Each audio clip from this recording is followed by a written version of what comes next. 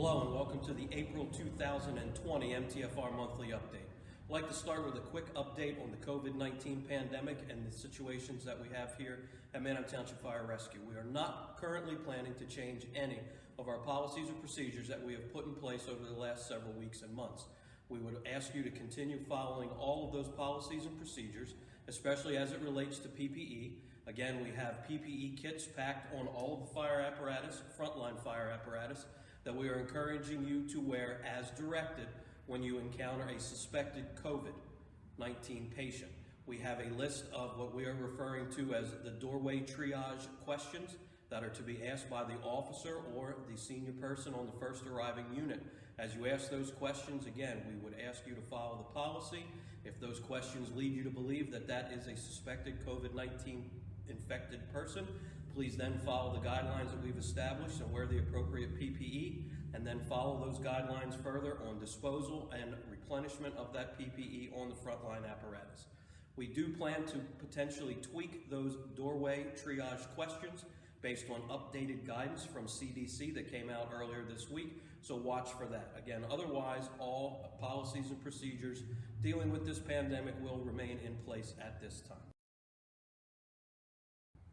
Moving on to some personnel notes for this month. Pre-COVID-19, we did have 4 new part-time personnel that were in the hiring process.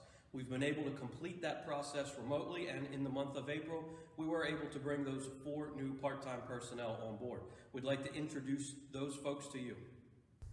Our first new part-time employee is Corbin Kaiser. Corbin comes to us from the City of Reading Fire Department and previously volunteered at Garden Spot Fire Rescue. Chris Hoagland is also a new part-time firefighter. Chris works full-time for the Montgomery County, Maryland Fire Rescue and previously volunteered at Dover Township in York County. Adam Riddle is our next new part-time employee. Adam works full-time for Fort Indian Town Gap Fire and also previously worked in Lewisburg.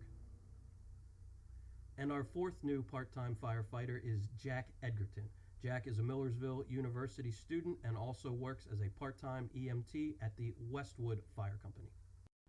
2 fleet notes for this month. The structural engine fleet is going through its yearly inspection and service regimen. 3 of those engines have already completed inspection and yearly service. 1 unit finally needed new brakes. The other 2 units were fine. The 4th unit will be out in the next week for its yearly inspection. Also, Squad 207 remains out of service.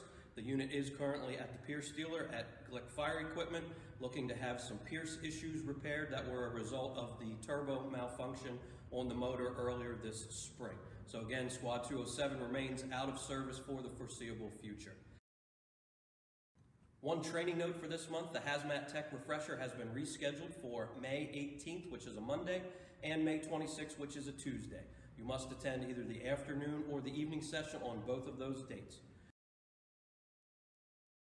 Pre-fire survey notes: 2 roadway projects that we have been briefing you on. We want to provide you with an update. Traffic signal installation at Fruitville Pike and Quarry Road is now complete. However, due to the COVID-19 issue, the PennDOT inspectors are not available, so they will not be out to put that traffic light in service for the foreseeable future, but all construction is now complete at that intersection. Also, the new traffic signal at East Roseville Road and Eden Road is still underway and budgeted for this calendar year. Utility work has begun. This is the last week of April, so utility work is now underway during the day. So we would encourage all driver operators to use caution when going through that intersection during the day. Again, utility work there is underway. A few other notes for this month: we have been able to continue with some maintenance projects even during the COVID-19 issue. So roof leaks at Station 201 and 207 have been addressed. Hopefully they are completely addressed. If we see any additional, we will have the vendor come back out, but we are hoping that that situation has been resolved. And also, we finally have a new phone system that has been installed in all 3 stations that now easily links all 3 stations together. That new phone system also allows for a common voicemail to be used and also has an auto attendant that clearly addresses all the extensions and the stations for the fire rescue system. The published phone number for the general public will now be the municipal phone number, which is 717-569-6406. If you dial that number, and when the auto attendant comes on, push 9. That will then transfer that call from Municipal Drive directly to the auto attendant system for fire rescue. And then there's a list of selections that will allow someone to select an on-duty crew at any of the 3 stations, any of the officers, the shift captain, the fleet mechanic, and some future positions that we will be hiring for have already been programmed in there. So again, the new number for the general public will be the township number, and then they can select from there to reach anyone here in the fire rescue system.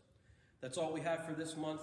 Again, I encourage you in relation to the COVID-19 situation, please follow all appropriate policy and procedure that is in place, hopefully to reduce the risk to you, your crew, and to your family at home. We wish everyone to stay safe, stay healthy, and we'll keep you informed as that situation continues to change. Have a great month. See you in May.